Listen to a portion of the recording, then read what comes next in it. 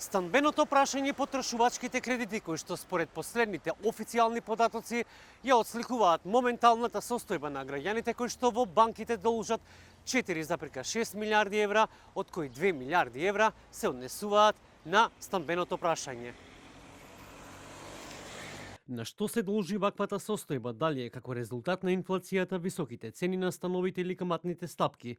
Од Народна банка велат дека, согласно со последните податоци со март 2026 година, вкупните кредити на домакинствата на месечна и годишна основа се зголемени за 1,3% и 11,5% соодветно, а годишниот раст на станбените и потрошувачките кредити изнесува 15,9% и 10,9% соодветно. Ова се трендови што се присутни во изминатиот период и стапките се релативно стабилни при присутна побарувачка за кредити од страна на домакинствата, а во услови на намалување на каматните стапки и позитивни очекувања. Ефект има и веројатно повисокиот раст на цените на недвижности што влијае врз големениот обем на станбеното кредитирање.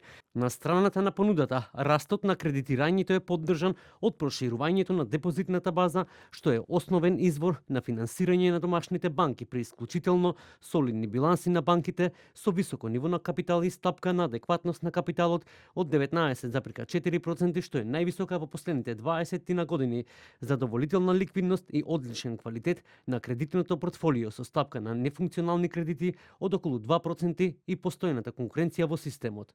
Кога се во прашање високите цени на становите, поранешниот министер за финансии Кирил Миновски вели дека потребно е стратегија за домување која што треба да биде интегрирана од една поширока демографска стратегија. Во однос на овие цени треба да се биде внимателен заради тоа што многу често, за жал, вакви високи цени на недвижнини креираат и еден така наречен инвестициски балон во градежништвото, што многу често потоа се прелева и на банкарскиот сектор. И покрај значителното задолжување, сепак граѓаните штедат. Во банките чуваат околу 7,2 милиарди евра. Се проценува дека секој жител во Македонија во просек чува по околу 4.000 евра во банкарскиот систем.